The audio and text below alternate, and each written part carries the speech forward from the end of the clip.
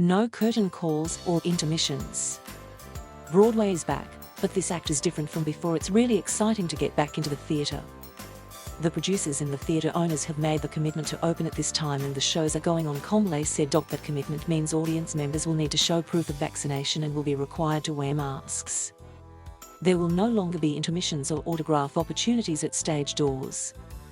Many show times are being condensed to run about 90 minutes. Comley said show directors are working in tandem with theatre owners in support of the changes. The perfect example of that is with Harry Potter and the Cursed Child. That was a 2-part show, 5 hours worth of theatre. That was a magnificent piece of theatre, but like a bunch of pieces of theatre, they've actually condensed it. When it returns on November 16th, Potter will be combined into a single, shorter show.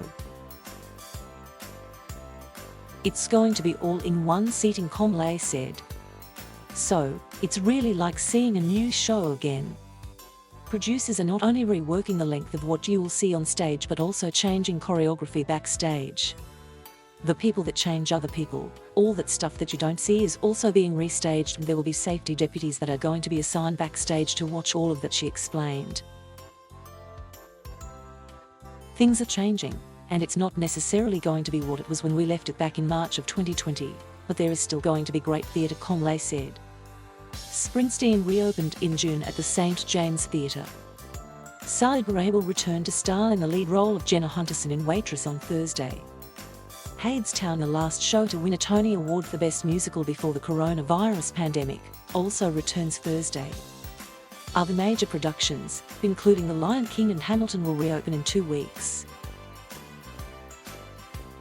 Broadway's collective exhale. Broadway is big business for the economy of New York, and an estimated 97,000 people are employed by shows. The Broadway League launched a campaign this week narrated by Oprah Winfrey to welcome theatre lovers back. Broadway actor Timothy Hughes was performing 8 shows a week in Hadestown at the Walter Kerr Theatre before the pandemic. He takes the stage again for the reopening this week, along with the rest of the cast and crew who are being regularly tested for COVID. Hughes said he feels as safe as he can going into opening night, and that he is part of a fully vaccinated company. We are still wearing masks for a lot of rehearsal processes and being tested. When he returned for rehearsals this summer, Hughes said he was overwhelmed with emotion over not being inside a theatre for 15 months. This theatre has become like a second home for all of us who have been a part of the show from the beginning, he said, adding, it's a whirlwind of emotion really. It was like just seeing it in a whole new context. There was like a new sense of fear and anxiety about returning to this space, like any kind of enclosed space now feels different.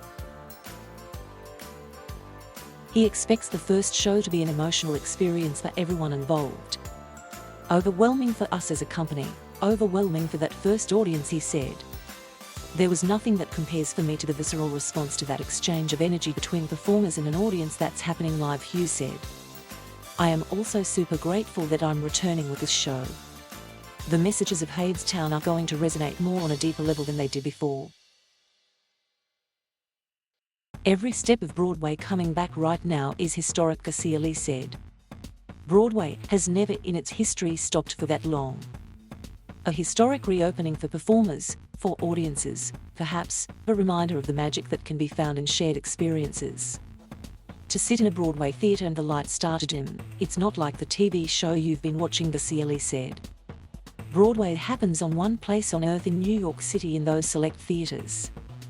It's magic.